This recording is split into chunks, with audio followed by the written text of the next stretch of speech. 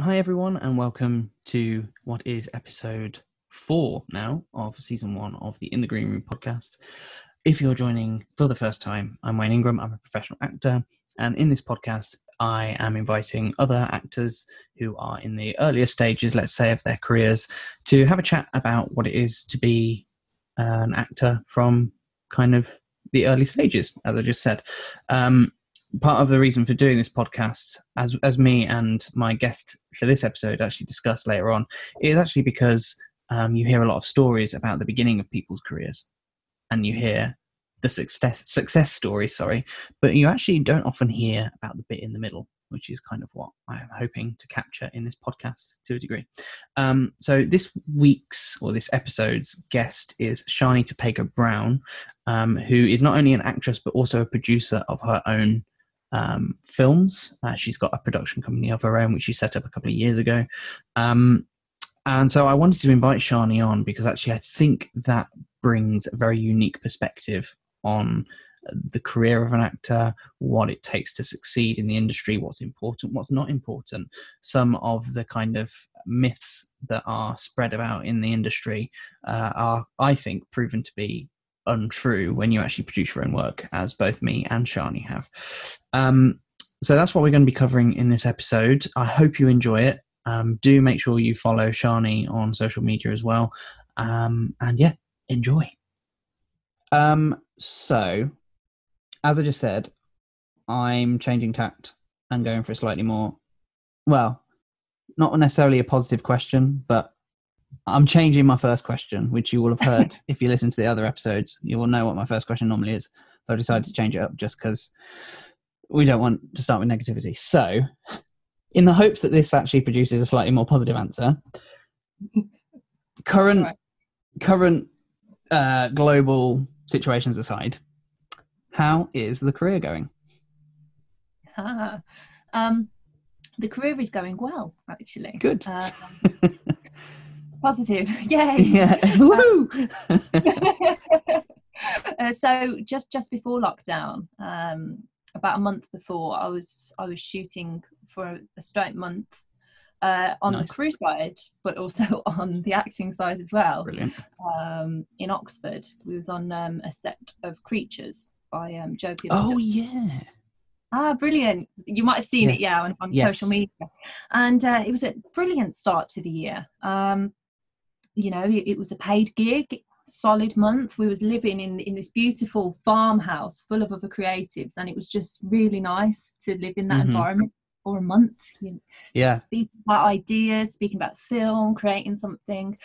And it just really kind of pumped me up for the rest of the year, to be honest. And even before that, in January, I was fortunate enough with the production company I co-own to fly out to the Philippines and film there for a week.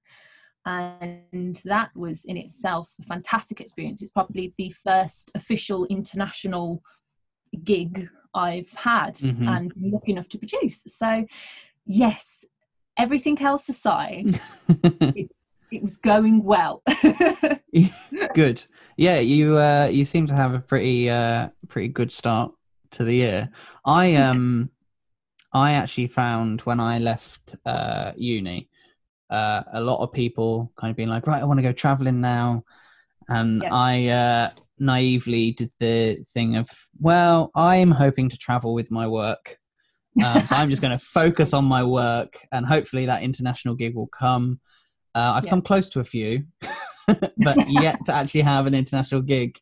I think it's nearly 9 years later.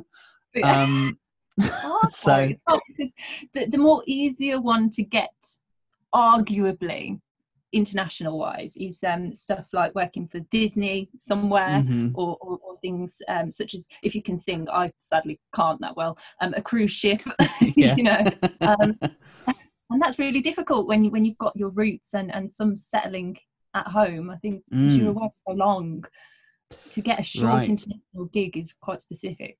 Yeah, I wanted to actually talk. I'm glad you brought up roots and things, because I did want to talk to you about the Birmingham scene.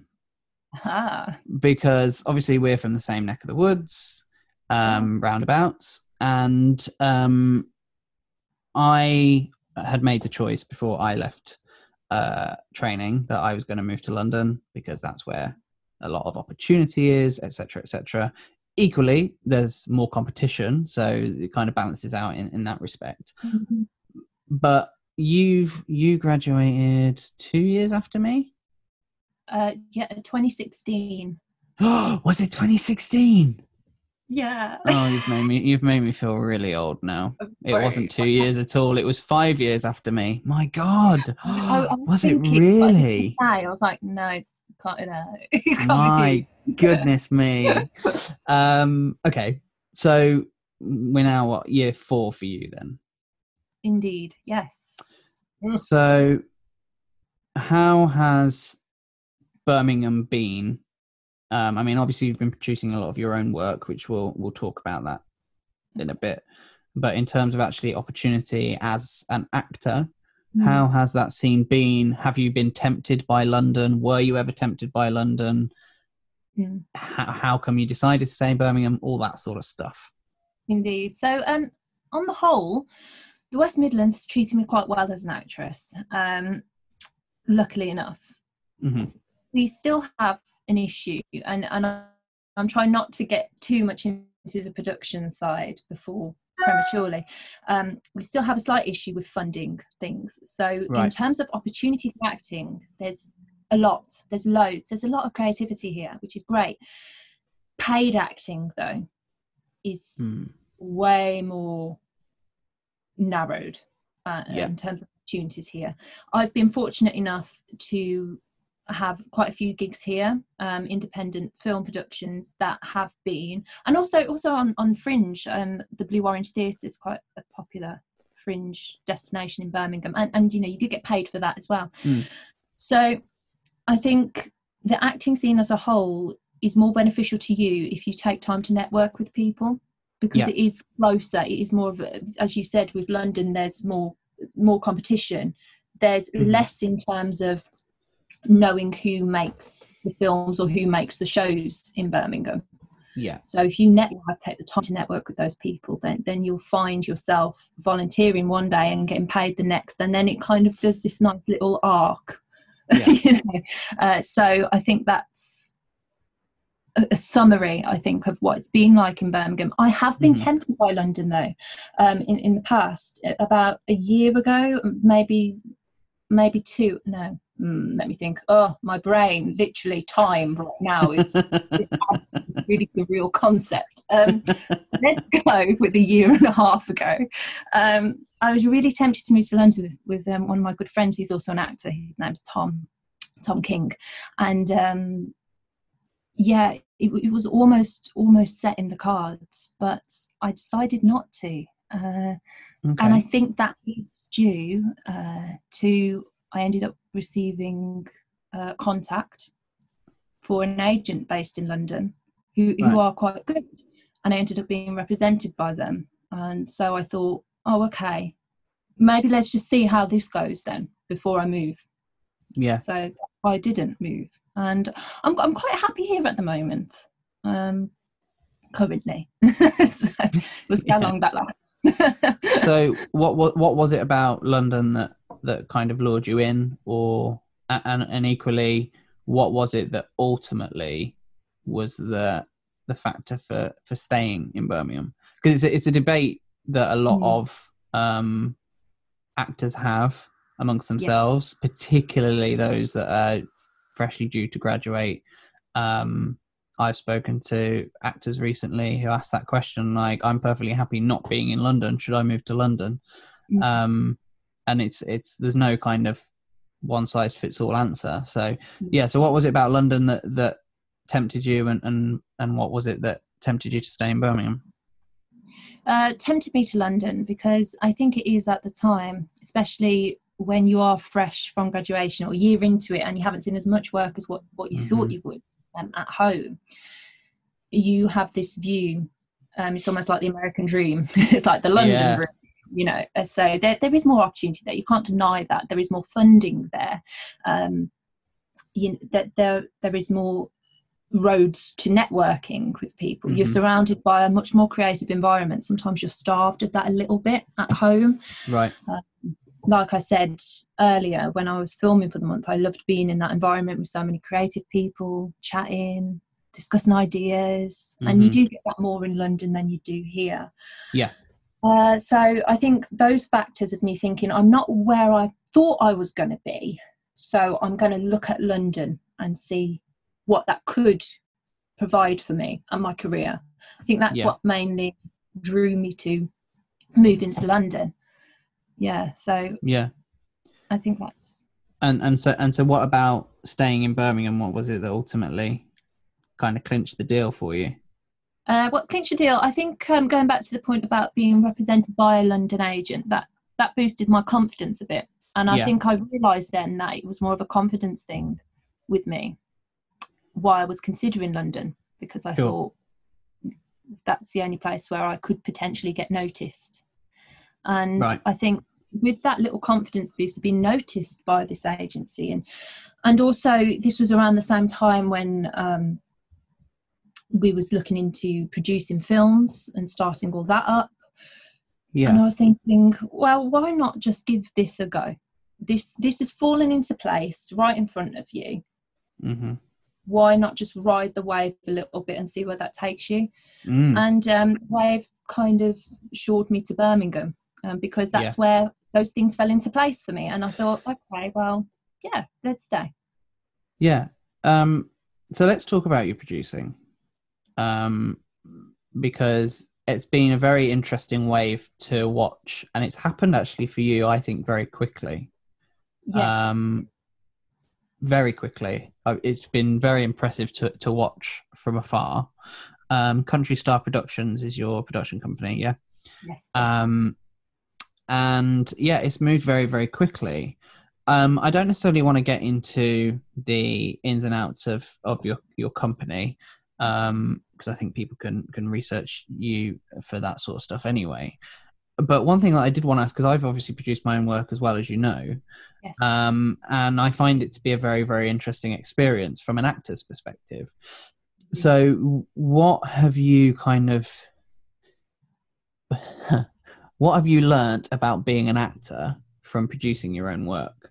I think would be my main question. Yes, that's a really good one. I think this is probably going to be an answer that evolves into something. Yeah. It's interesting. I don't like using the word interesting. It's such a cop out. But it was enlightening. Let's use that one. Good word. Yeah, I think so. Coming into the production company, it was enlightening. Coming into the production company with the speciality of performance and acting.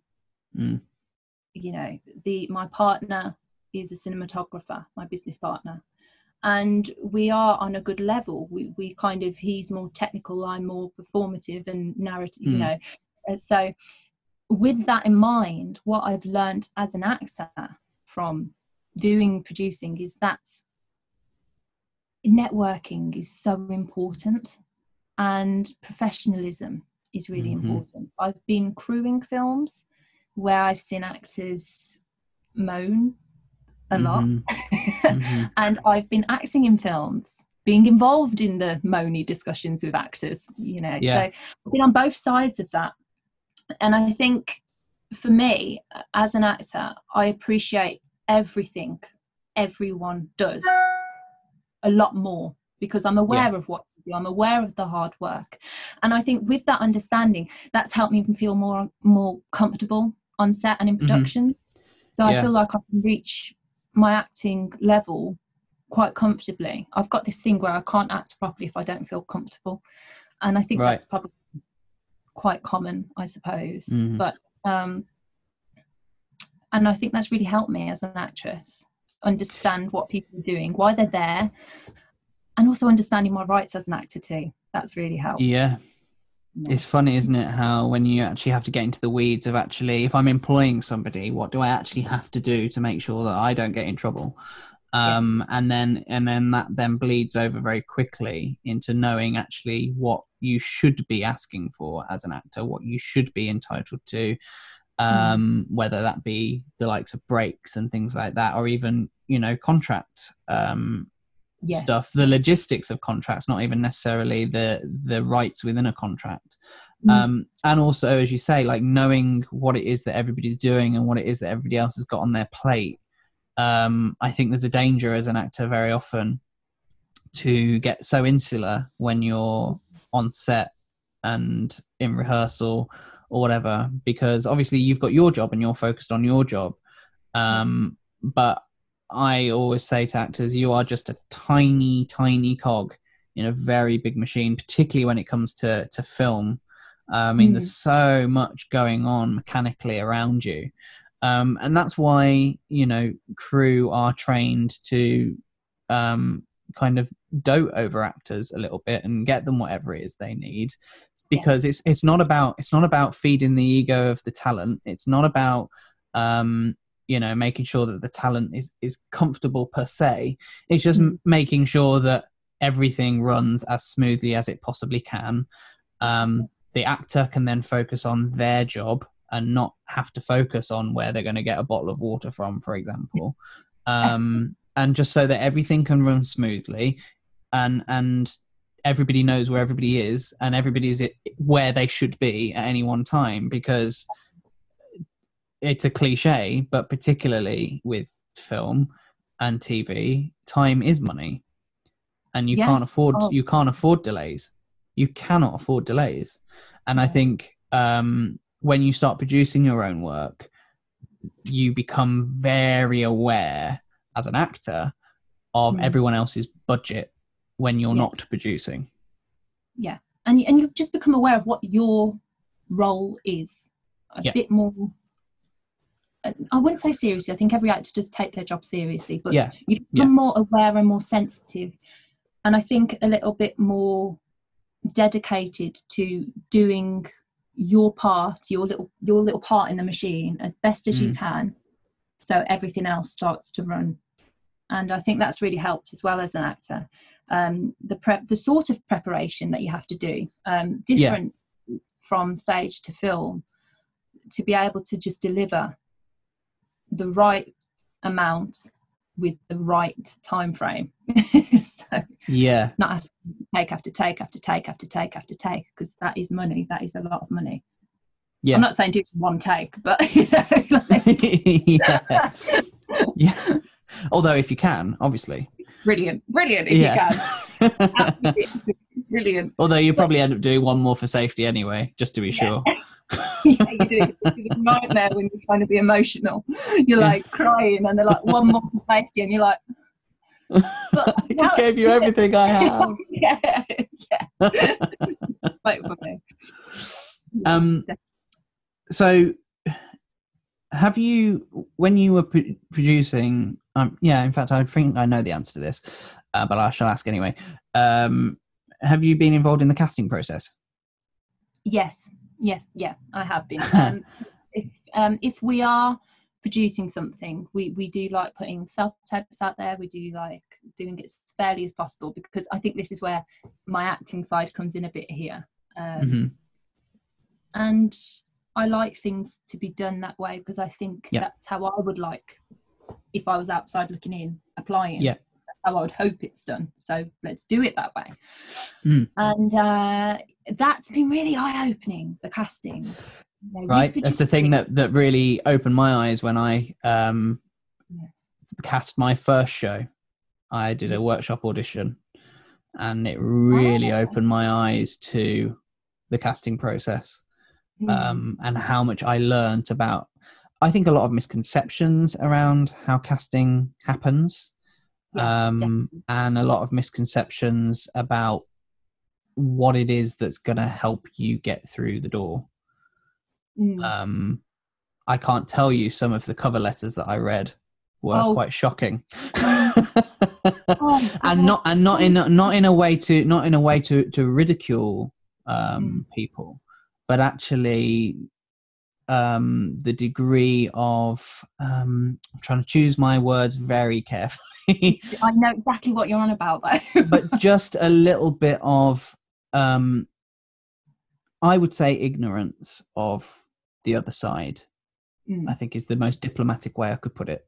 There were some horrendous cover letters that I had to read, and not in a this guy's an idiot kind of way, but actually like, are you serious?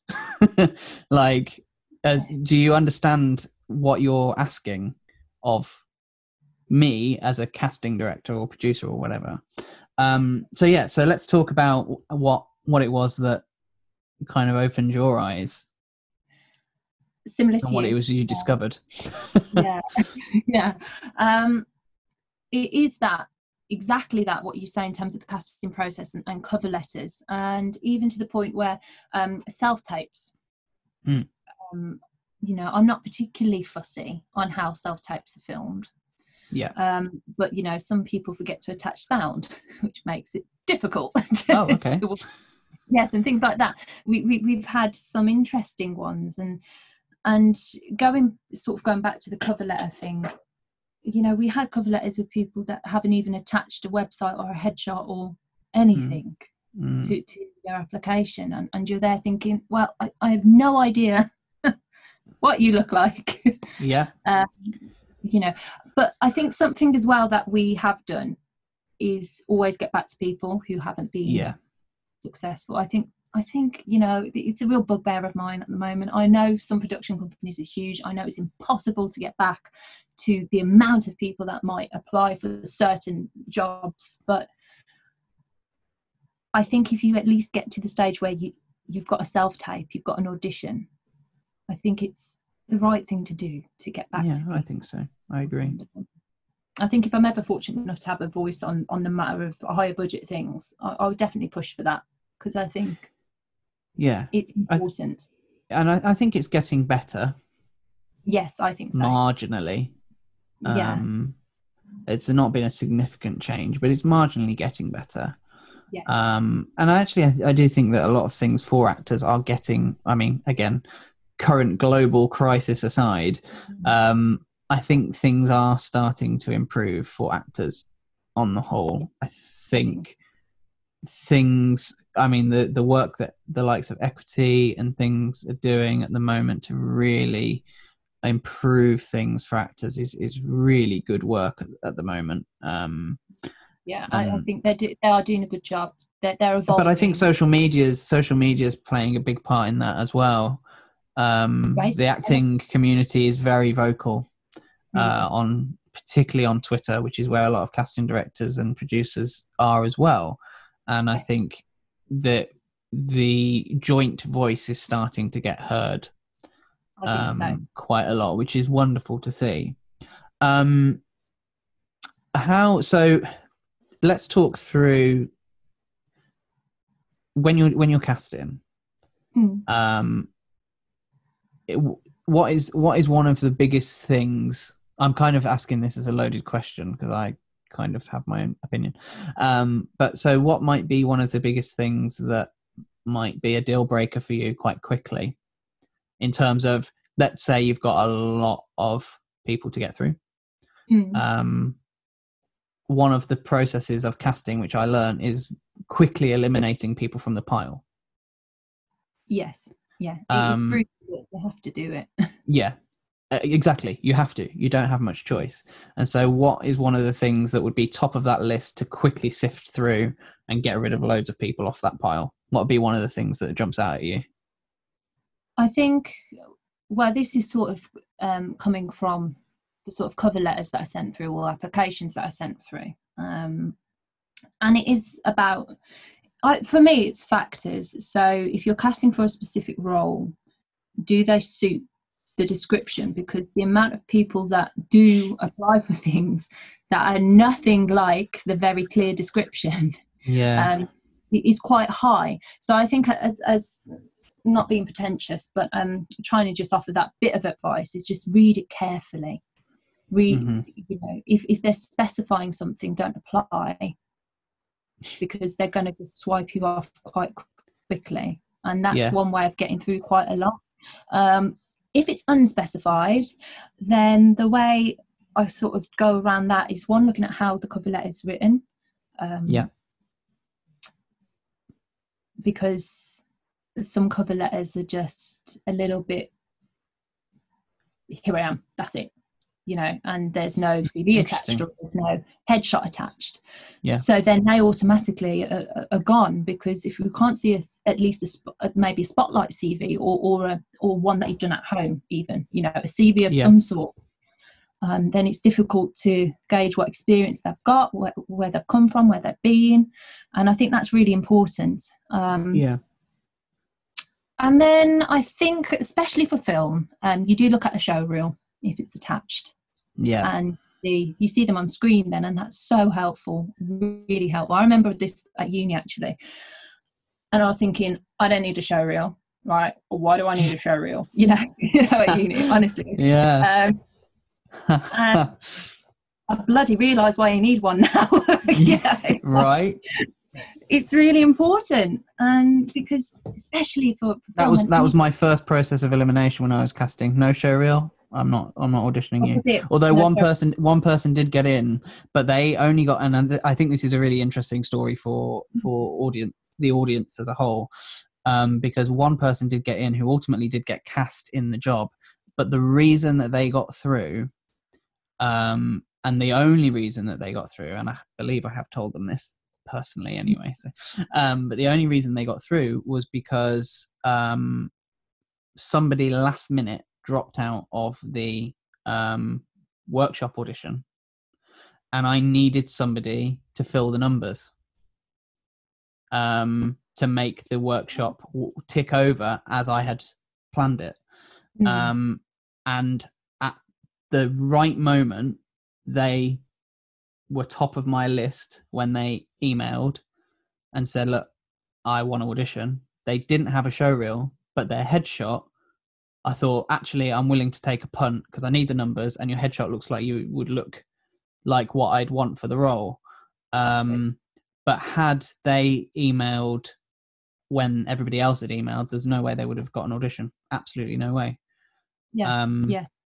But I find it interesting what you say about cover letters, because and I think this is also where it's important to note to people listening as well, that there's no one right answer to all of this stuff. Everybody treats it differently.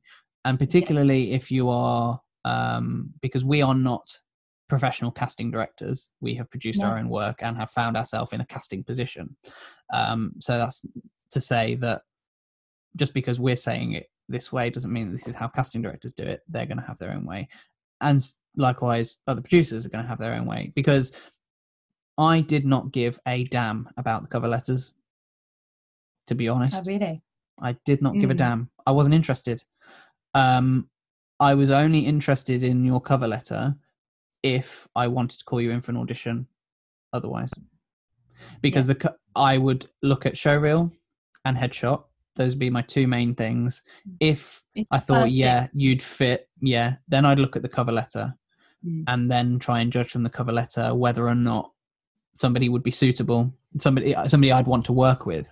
Yeah. But if somebody had a very short to the point cover letter of like, I'm interested, this is the role I'm interested in, here's my show reel, have a look, I'd be like, sure, okay, come on. Yeah. Oh no, totally. I think as a process is actually quite similar. What I meant by cover letters was we honestly have received some cover letters that have just been a hi and a bye without any the show reel or headshot. Oh, so like literally, here's my profile. No, just literally, here's an email. I saw this advertised on Facebook. Would really be interested in this role. Thanks. Huh. And they haven't attached anything. So I haven't given you anything to go off at all. No, I do not know what this person looks like. I don't, and I don't want to sound pedantic or pretentious, but I'm not gonna Google that person's email to try and get an image of them. Sure. I feel that you should send your headshot, you should send your CV, you just send everything you've got visually. Yeah. And then we can look at those and then look at the cover letter, which is the process that you do. But instant off the pile stuff is that where they haven't attached anything. So well, yeah, I mean, You're never going to get an audition like that, are you? Honestly, it honestly happened. but I don't think it's pedantic or pretentious in any way to point out that you're not going to go rummaging through the internet to find people's stuff. No. And I mean, you know, with the greatest respect to your company, you're not a big budget company. You're getting a lot of applications for your resources, but there are a lot of companies and a lot of casting offices that are receiving 10, 20, maybe even 50 times the amount of applications you will have received. There is no way in hell that they are going to be trawling through all that stuff. Yeah. You know, and people have said, oh, Google me and stuff. No, send me. Send me. I mean, you also have to query, you know, whether those people are actually actively involved in the industry on a professional capacity as well, because I feel like most people that are professional actors in this industry know this stuff. So maybe it's a bit of naivety on the front of the person who's maybe trying to make a break into the industry. Indeed. And I think kind of expanding on that point, when we talk about show reels, they aren't cheap if you haven't got any footage. And for somebody starting out, it is incredibly hard to acquire a show reel. So I think it's such a difficult one, especially if you are casting a younger actor who is that age bracket where they would have to find a show reel themselves, sort of thing, you know, let's say 16 to 21. They would probably have to try and fund a lot of that show reel themselves at that age, and it isn't cheap. So I think it's about understanding what character you're casting, what age you're casting, to help inform after you've seen the headshot. Oh, they look good. Oh, they haven't got a show reel though, but hold on, they're 18. They might not be able to afford it. Ask them to do a self-tape. You know, I think some I can't say this word. Specify. I can't say the full thing. Some specifications. There we go. Done it. Require you, I think, as a makeshift casting agent for the time, to kind of consider why they might not have a show reel. You know, if you know you're casting someone, especially younger, okay, I can understand. Yeah. You know. Yeah. So sorry. Say that again, sorry. I'm in no way a casting agent at all. And I think, sort of as a little disclaimer, if people do research the company, I have been in some of the productions we've produced, but I've never took a leading role, and I've always been up against the other applicants. I think it's and why have you decided to do that? Because I think it's fair. I think it's fair to advertise the role to anyone, because there might be someone better than me, and you've got to look at that as a producer. You know, they suit this role better, they've acted this role better, you know, more natural or less natural depending on what you're producing. And I think it's peace of mind as well. This is more selfish. It's peace of mind for me if I do get it, not to feel really guilty about it. Yeah. And so if it's a role that you're going for, is it your business partner that makes that decision? Yeah, pretty much, or anyone else who we might collab with. See, a lot of the productions, we are a low budget production company. We still are very much trying to find our feet, find the ground, find our way through things. We haven't actually produced that many things yet. We did Abatement, which is a feature film, which was our first project almost. We wanted it to be more of a project where we can see what we can do. Yeah. No budget. Everyone pulled together. Everyone was fantastic. They were brilliant collective. And so that was our taster. And then since then, we've produced things collaboratively, more so than independently. So there has been more than one opinion. involved with casting other than just me and my business partner. There's been maybe the writers, Parasitus, not Parasite, sadly, Parasitus, which is the funded TV pilot that we've done in the Philippines and here. That had 2 writers attached, as well as myself and Gary.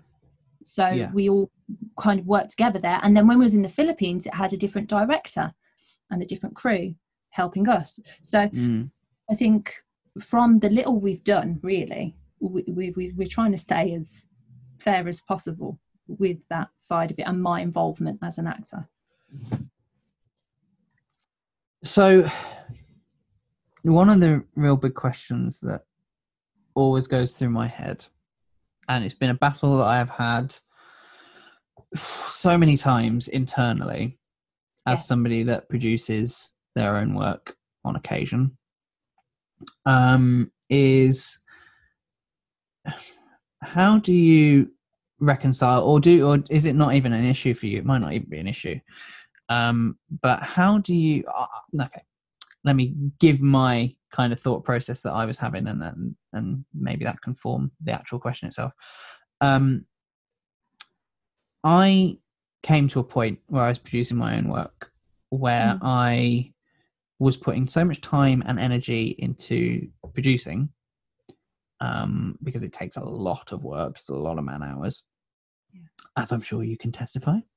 And I got to the point where I started asking the question, well, look, I'm producing this work because I want to forge my career as an actor.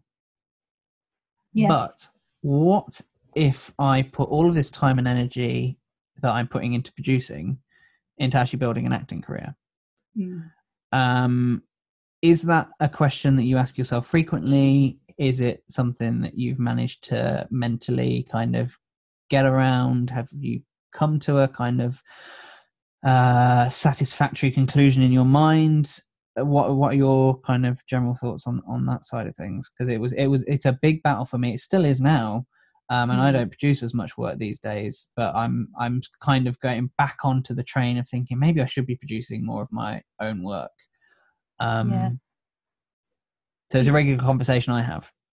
Yes, I think it's a really, really good question, because it highlights a similarity in my own thoughts as well with yours.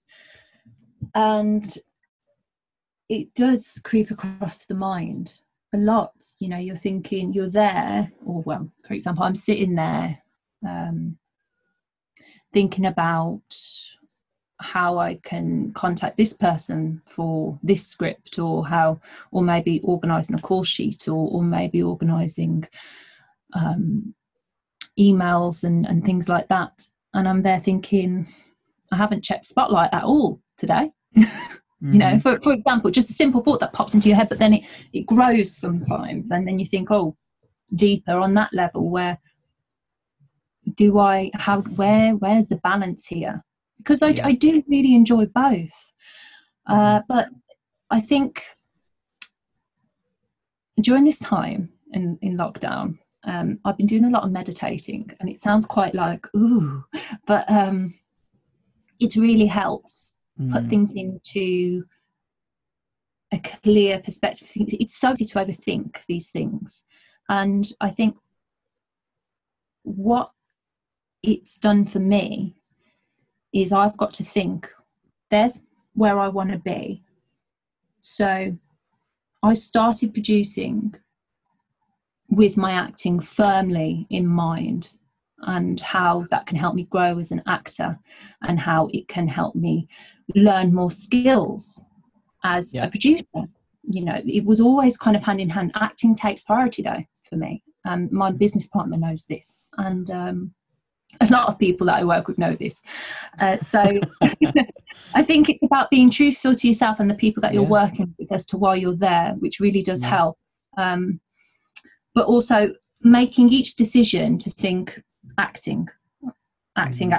So you're here producing something, right? Is this going that way, or is this going that way? You know, and I think that's really helped me mentalize it a bit more. You know, there's been, for example, there has been opportunities come where they've asked me to be a production manager, or they've asked me to be I say they very loosely, other people that want our production company involved Sure.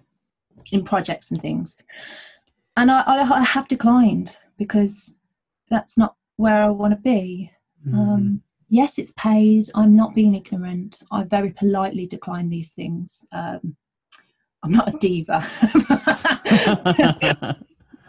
Well, no, I'm joking. But every actor says they're not a diva. Every single one. But there have been times I've declined things, or there have been times where, for example, my business partner, because we are both still freelancers, he's a freelance DOP, I'm a freelance actor, we work with different people at different times, and he's come to me saying sometimes, oh, I've got this brilliant production, we need a crew member, and I'm like, quite cheekily, that's great, have they cast it yet though? You know, and sometimes I have, sometimes I haven't, sometimes I get to audition, sometimes I don't get the audition, you know, but that is my first question before crew: have they cast it yet? You know? And I think that's how I'm dealing with that right now. I made a promise to myself this year that I would do more acting. So easy to get sucked into that producing stuff, isn't it? Yeah. The first 2 or 3 years of my career passed me by because I was creating my own work so that I could act. But the irony was that I was creating my own work. The original purpose was to create my own work for when I didn't have any work. But by creating my own work, I was stopping myself from getting work. And it was about the third year in, I suddenly went, hang on a second. I've completely lost what I was doing this for in the first place. I never trained as an actor with the intent of creating my own work. It was something that I later decided might be a good idea to have a little bit more control over my career. But it was never meant to eclipse my career. And I actually have a lot of regrets about those first 3 years because I was so focused on producing. Because I think those first few years coming out of training are quite vital, particularly in kind of carving your place in the industry.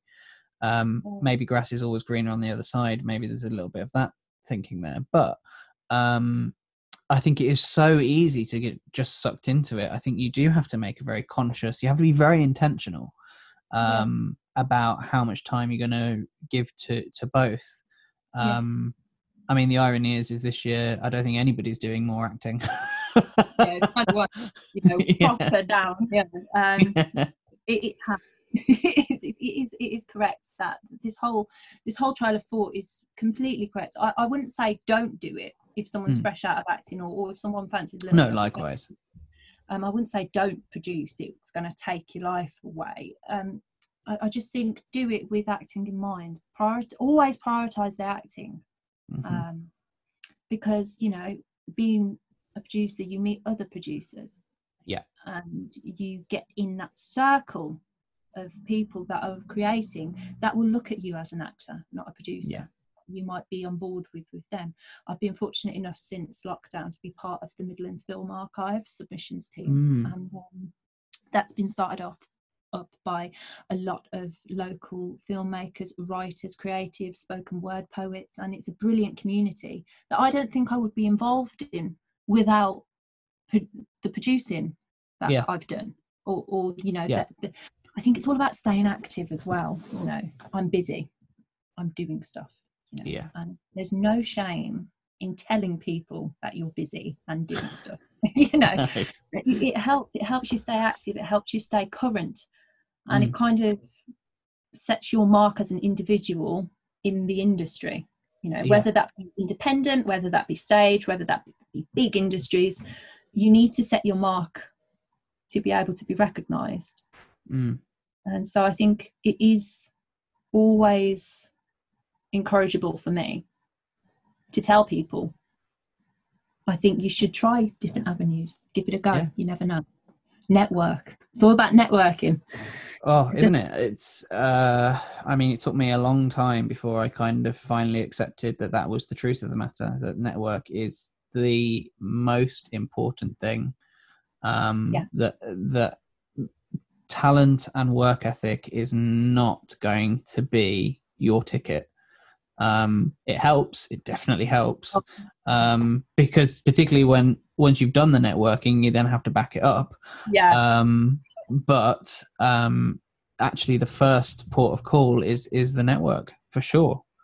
And I think it's one of those things that kind of gets brushed under the carpet a little bit, particularly when you're training. I think there's this kind of talent will out, and to a degree, yeah, but you got to get the opportunities first. You got to be brought into the challenge. The big challenge of being an actor is not actually doing the audition, is getting the audition. It is. It's walking through the door. That's the biggest challenge, for sure.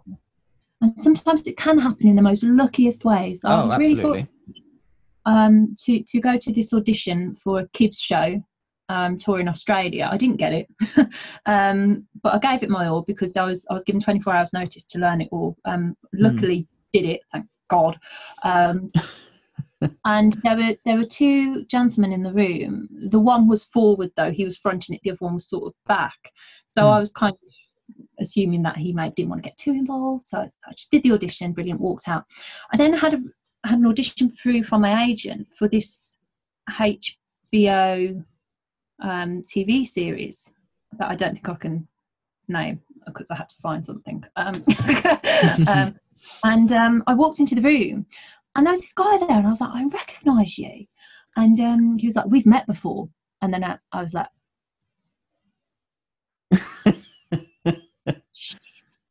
I don't remember this guy. I was like, I'm really sorry. I'm just going to be honest straight out. I'm sorry, have we? He said, yeah, I was sat at the back of the room in that audition you did for a kids show. And I just remember you having a really interesting face. So I found you out and, you're auditioning for this little part.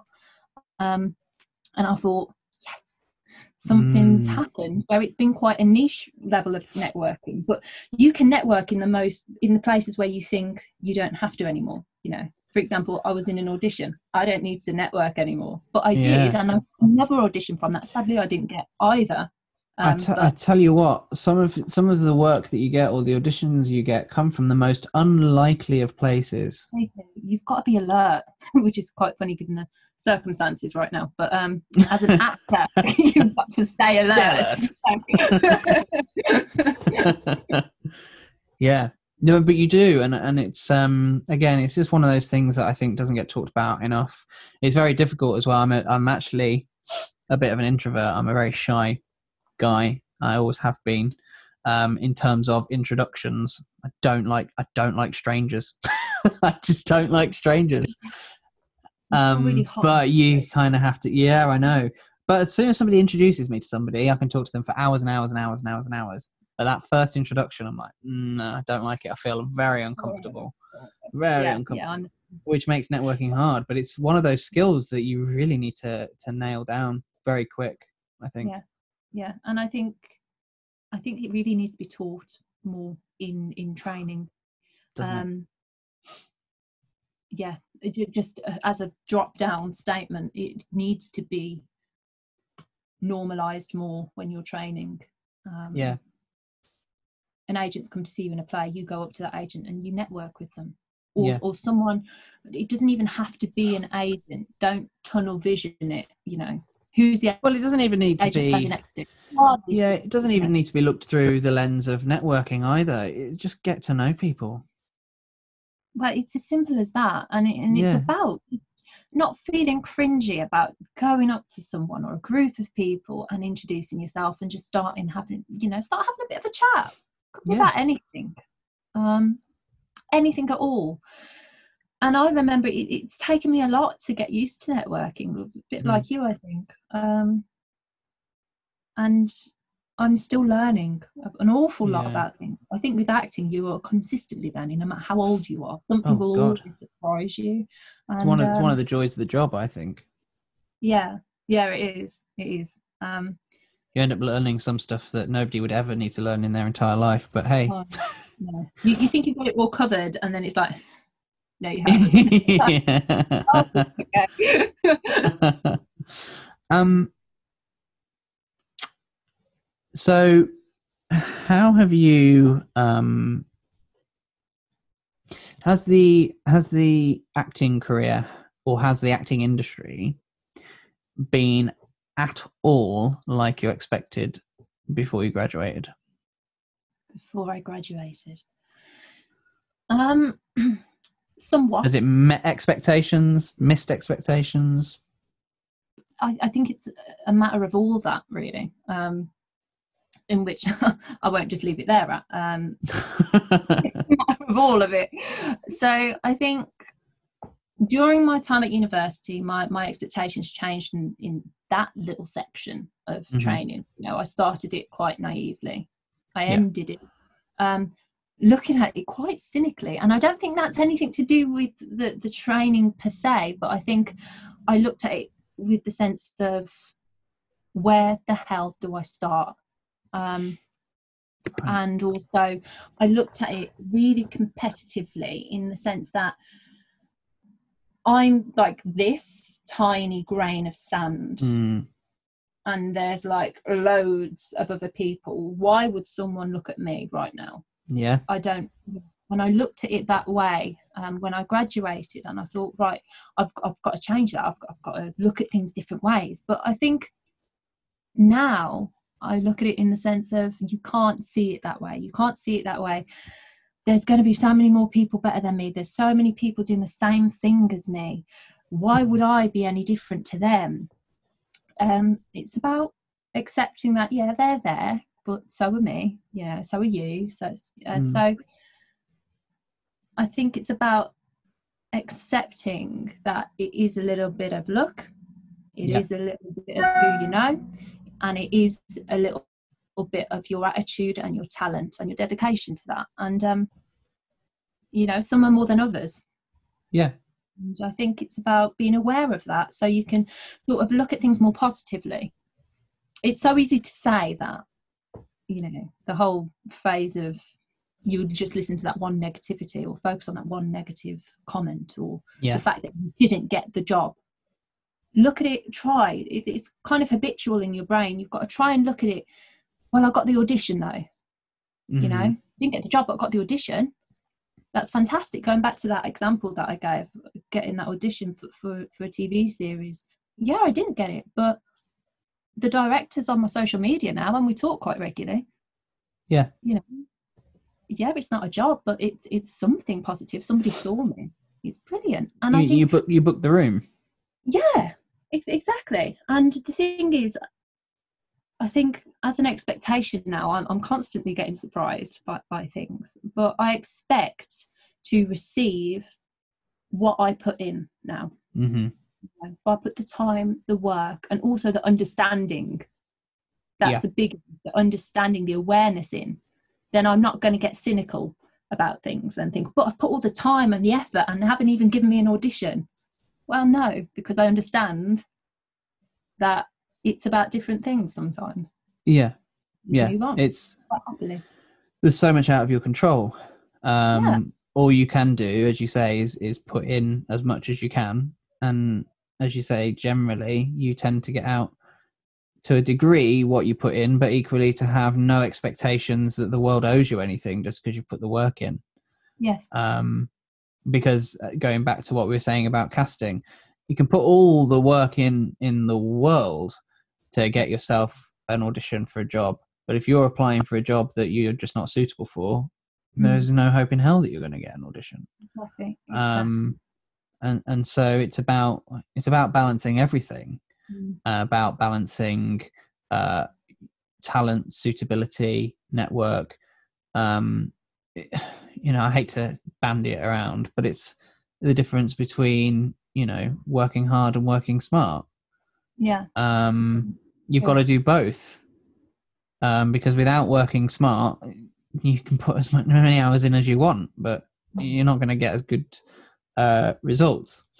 Speaking of which, oh no, go on, go ahead. I was just going to kind of add to that, as in giving yourself a bit of love as well. Consistently push yourself to be this machine that can just put in all this hard work, you know. There's a lot of speeches about, you know, oh, you got to do your time, you got to do this, you got to do that. And yes, you do, but you need to self-love too. Yeah. You need to appreciate yourself, appreciate your own individuality before accepting that you need to put in a lot of work too. Yeah, it's a tough juggling act for, particularly, you know, I mean, looking at my own situation now, having a family as well that I have to look after, and you know, equally make sure that I'm you know, giving them as much love as I can as well. Makes it even more challenging. One of the things that I always like to ask when I'm doing these interviews, because it's one of the things that I also think isn't really talked about enough, and I think there is an element of maybe shame in the acting industry, because I don't think anybody really has a good answer. Well, no, that's not fair. Not that they don't have a good answer. I think people don't feel satisfied in the answer that they would give, let's say. Okay. Because I think actually a lot of the answers are pretty good. Let's say, and I don't know how often this is for you, particularly with producing your own work, but let's say you have a day where your sole focus is acting, whether it has happened or hypothetically. What would your day look like?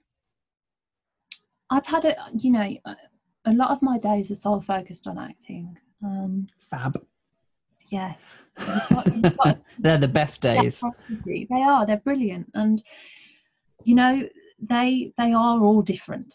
Some of them are, you know, some of them are more dedicated to staying on the laptop for the most part of the day, researching maybe stories of actors that are really up and coming and kind of trying to understand how they got there, or maybe emailing agents. You know, it's kind of stuck between, for me, this day on the laptop researching about actors, stories, understanding how they got there, especially in the UK industry, you know, UK actors. You know, for example, I recently binge watched Sex Education, and there was a lot of actors that I hadn't seen before on there, so I wanted to know more about how they got there. So I spent a day sort of researching those. It didn't come out as well as I was expecting. You know, it was very. I've got this really annoying pet hate with them blaséing over things. You know, they're like, oh yeah, I've done nothing, but then you know, my agent Curtis Brown got me. Well, how did you get Curtis Brown? You know, my agent, United Talent. You know, but where's the hustle part? How did you get that? Be honest. Yeah. Was it a bit of luck? Was it an audition? Did they see you in something? I would love more articles on that. I think that's partly why I'm doing this podcast.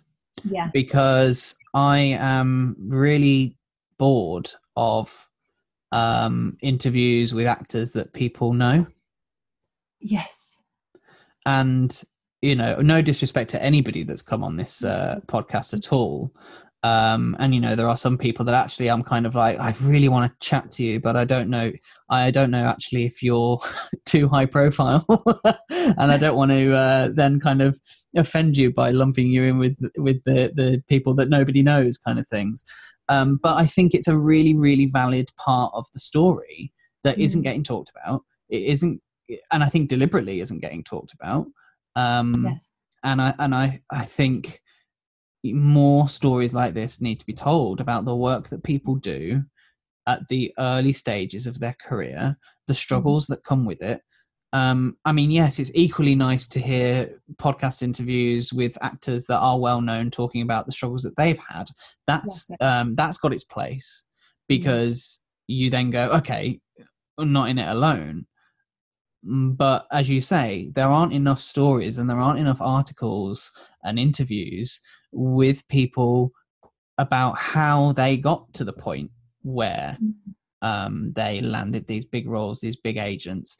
And, you know, this is only a small part of that. But I think it's really important to tell the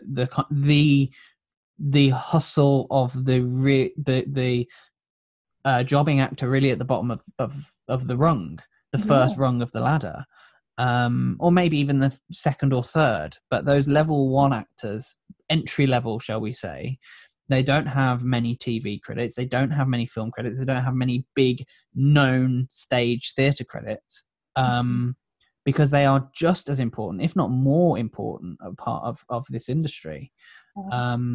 And yeah, it's a pet hate of mine as well when you when you think, right, this is going to be a meaty interview, and then somebody says, so they talk about their childhood, and then they go, and then I got into acting, and then I trained, and then at some point I signed with one of the top agents in the world, and then the rest is history. And you go, you're kind of building up, and you're like, yes, no, like that's it. And I don't know, I just think a bit of honesty with it, just admit if it's someone you knew who was working in the agency, got you in there, then admit that. At least we know that point of it. Yeah, I mean, I think of an interview that came out. I won't name who the actor was, but an actor in a very well-established franchise as one of the lead roles, who was kind of plucked from obscurity for this role, and she was asked quite bluntly, and I thought it was brilliant from the journalist to ask the question, do you think that your privileged background of going to a boarding school where you had all of these resources has made your ability to land this sort of role easier? They weren't trying at all to say you're only here because, but they were certainly asking the question, did you have an advantage? Yeah. And the actor in question did not respond well to that question. It was the tone was almost, how dare you? Which I didn't think was fair.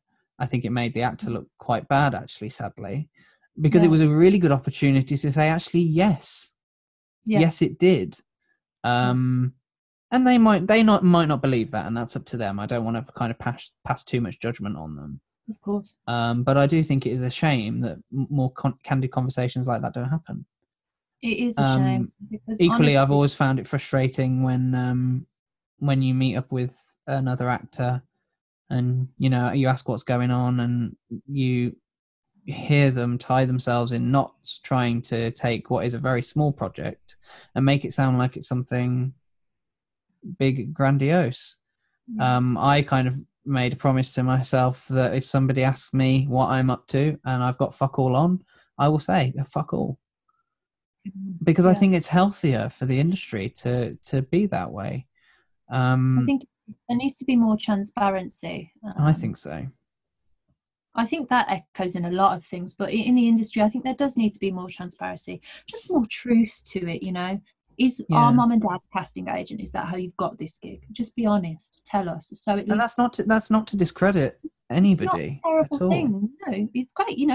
I mean, I'm doing it on a way lower level. I'm a producer and using that to try and get acting gigs from other producers. Not necessarily the leading part in our own productions, which I never have done.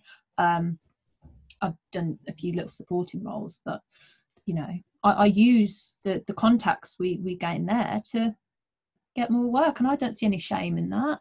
No, I don't. You've got to be honest about it, and it is a really big hustle. It's hard. It's a hustle. You've got to try things. You've got to ask for funding, get denied for funding, wonder why, and it starts all over again with something else. And there needs to be more awareness of that, I think. I mean, bloody hell, if I had a Hollywood producer in my family, I'd be knocking on their door all the time. And I have absolutely no shame in admitting that. I mean, sadly, I don't know any big Hollywood producers in my family, which is a shame. But the industry is hard enough without kind of handicapping yourself by saying, well, no, I couldn't possibly, because they're a member of the family and people will look bad on me and people will think that I haven't earned it. It's, as I say, it's tough enough. But I think you're right. I think there should be more conversations like that and more interviews like that. I think it would do the industry, and certainly the mental health of people involved in the industry, the world of good. I really do. It might highlight things that needs to change as well. Yeah. More working class actors and things like that. Yeah. More support for them that maybe can't afford certain things like the Spotlight membership, the Mandy membership, the headshots, the showreel, because they've got the talent. Yeah, exactly. And so the opportunity should be at least available to them. Yeah. But sadly, the financial mechanics of the industry make it very, very difficult. Yes. Yeah. And it's a shame when then the big companies don't step up. But and it's exactly like that. So for me, as coming from a very working class area and family and things, you do read stories about actors that have came from similar backgrounds.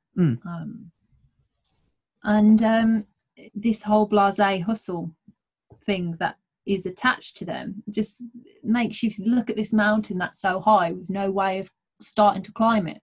Yeah. So I think even from actors that have come from a more working class background and have been fortunate enough to have a brilliant career, I'd like to hear about how they really got there from the beginning. Yeah. To the turning point. That part of the story is the most interesting for me because I know what they've done. I think so. I know that. I want to know this bit. Likewise. Yeah, I completely agree with you. Unfortunately, I don't think the Hollywood PR machine thinks people want to hear that story, though. Which is really so sad. So, yeah, really annoying. I was actually reading an article last night talking about the Hollywood PR machine.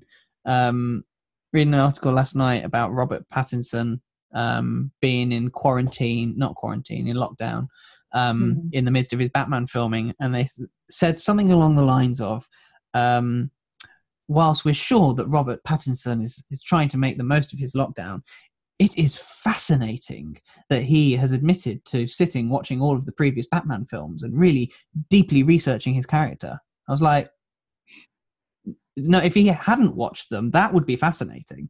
Why haven't he watched them? That's what I'd want to know. Why hasn't he watched them when he has the opportunity to sit and watch them now? And I just said to my girlfriend, I was like, the bloody Hollywood PR machine trying to make something out of nothing is unbelievable.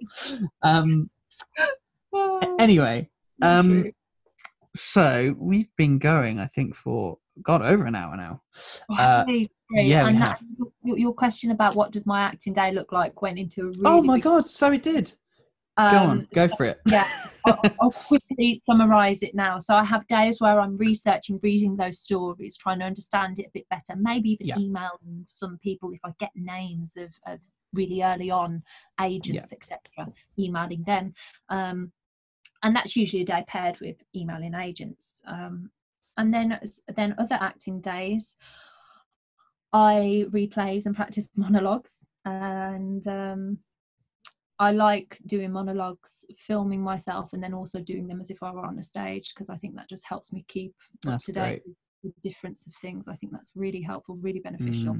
And also, just really quickly, I've gotten into writing, and I think this is an amalgamation of producing and acting. I started to write, and I think that's really helped me express any feelings that I've been feeling, or and also opened up a lot of doors for networking. I put a post out saying, let's exchange scripts, and we'll just have a little chat about it, and a lot of filmmakers got back to me, and that's great. And it was really, really good to just talk from maybe an actor to an actor, or an actor to a filmmaker, and it's just been really, really positive. Yeah, that's really good. That's really good. There's a lot of stuff in there. That's a really good answer to that question, because I think we can so often feel lost as to what to do when those days do come around, and you go, hang on, I've got a day where I can just do my acting work, and you go, right, today is the day. And then you go, right, Spotlight, Mandy, let's go on all these casting sites and let's apply for everything that I'm possibly suitable for. And that takes you all of 45 minutes. And then you go, well, what else can I do today? I'll do my vocal warm-ups. Yeah, I'll do some exercise because, got to keep fit. No, I'm done. And it's 12 o'clock. Pretty much. I think it's very easy to kind of fall into that. So that was a really good answer. I'm going to fire off 2 or 3 questions just quickly, just before we wrap up. Yeah, I'll try and answer them properly, I promise. It's fine. So it's something I've started doing with some of these interviews. I think they're really good kind of questions to ask. What is it that you absolutely love about being an actor? Don't waffle. Right. What do I love? The escapism. Mm-hmm. I like finding similarities in myself with a character, and then I like where that fusion can take the character. From an early age, I've always loved coming up with scenarios in my head, acting like a princess, when I was 5, and and the joy that gave me, I will always hold really dear to me. So that's what I love about acting, how it can transport you, but it can also, done correctly, transport the audience too. Yeah, that's what I love about acting. That's a great feeling. And almost the opposite side, what do you really hate about being an actor? Or if you'd rather put a slightly more positive spin on that question, if you had a magic wand, what would you change about being an actor? Right. I think we've already touched on this. I think it's good to stay with this point during this time, is the transparency of the what we will call the hustle. That's what I would change. Sorry, I'm holding a makeup brush. I mess with a lot of things. That's all right. I'm the same. The transparency. Thank God. The transparency. Not with makeup brushes though, just to be clear. Individuality. The transparency of the hustle. I think there needs to be a lot more safeguarding going on with it, really, as well as the awareness of how to go about things. That's what I would change. Safeguarding, I think, of acting, looking after people, and their mental health. Yeah, definitely. That's one of the things I think that this industry really needs to tackle now, is mental health. It's getting there, but it's really starting to be quite apparent that it's out of whack, shall we say. So last question, kind of. You have yourself a time machine, and you can go back and you can have a chat with pre-drama school or pre-graduation Sharni? Let's go with pre-graduation Sharni. Okay. What would you say to her? A lot.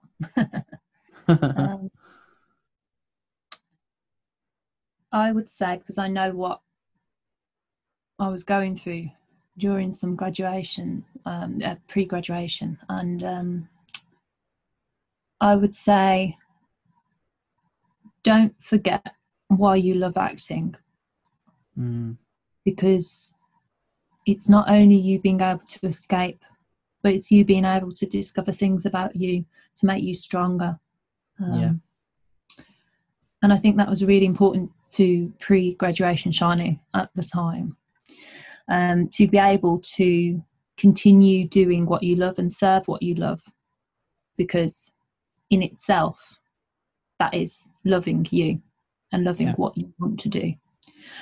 Never lose sight of that. There are obviously going to be hard times.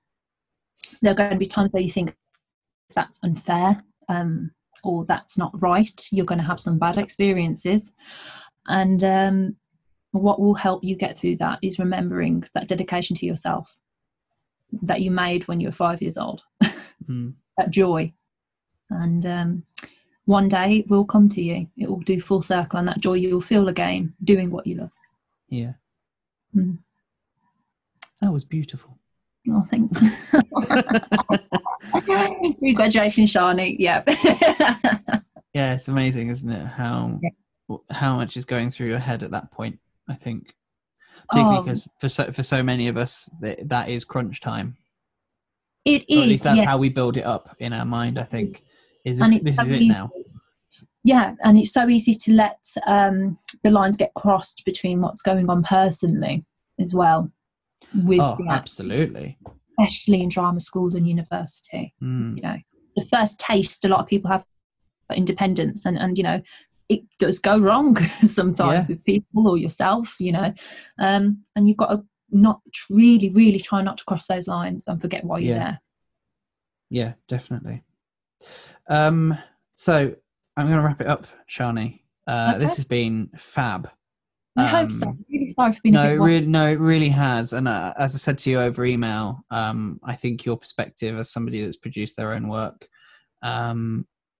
is very interesting and very telling. And I've been through that same process myself. So I kind of know, kind of to a degree, what lessons you kind of learn. And I thought it would be really interesting to get your take and see if actually they line up, which it sounds as though for the most part they kind of do. And so I would, absolutely.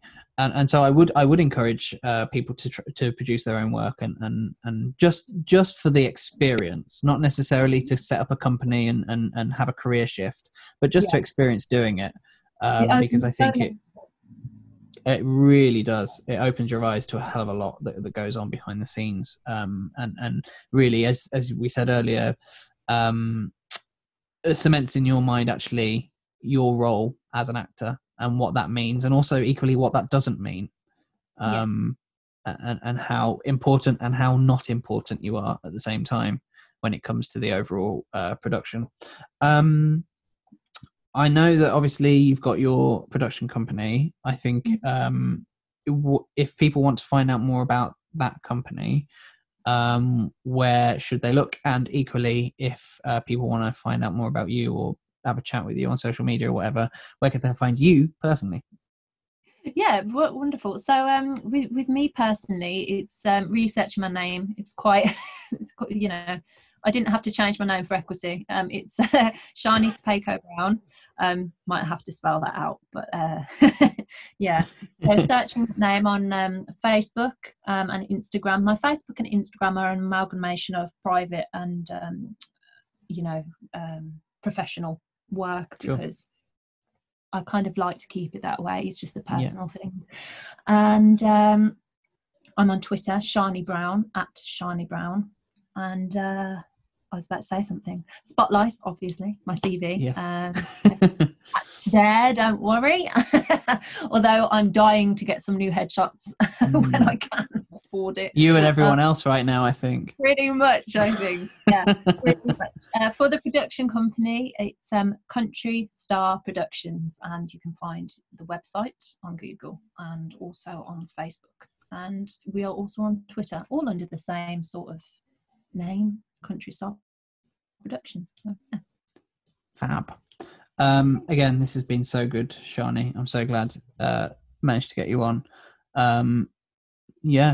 Thank you, I suppose, is all I can say. No, thank you for having me on. It's really, really lovely to talk to people as well, but also lovely to be considered. So thank you. No worries, my pleasure. Okay, guys, thanks very much for listening. That is it for this episode. Or watching, if you're watching on YouTube or Facebook Watch. If you haven't yet subscribed to the podcast, please do so. You can subscribe on Spotify, on Apple Podcasts, on Anchor. And also, as I say, it is on YouTube to watch in video format, and indeed on Facebook Watch as well. So if you want to follow either on YouTube or Facebook, it's facebook.com or youtube.com/Wayne Ingram Actor. That's my page, and then you can subscribe onto there and get notifications when new episodes are coming up. Next week, not next week, 2 weeks' time. It's very difficult with this fortnightly thing not to say next week. Next episode, in a couple of weeks' time, we'll be talking to a very good friend of mine, Nuala McGowan, about the trials and tribulations of her career, the successes, the difficulties, and one thing that I've always wanted to talk about since I've known her is actually the impact of being a twin to another actor in the industry, an identical twin. I'm pretty sure they're identical. They look very much alike, but I don't know if technically they are. But anyway, we'll be covering a lot of that and a lot of the challenges, as we do in so many of these episodes. So I really hope you look forward to that. If you haven't yet checked out the previous episodes, last episode with Rachel Lynn, and certainly the episode before that with my good friend Michael Peluso, which is a must listen, probably my favorite interview I've ever done with anybody ever in my 5 years of podcasting. So check those out. And if nothing else, I know there's a lot of asks at the end of this episode, but if nothing else, please do just spread the word. That would mean the absolute world to me. I think this is a very, very vital resource to particularly young up-and-coming actors that are particularly in the early stages or just about to graduate from drama school. So please do spread the word so we can get this in front of as many people as possible. And of course, anybody that might just be interested in what it is to be an actor. So that's it for this episode. Thanks very much, and I'll see you in a couple of weeks.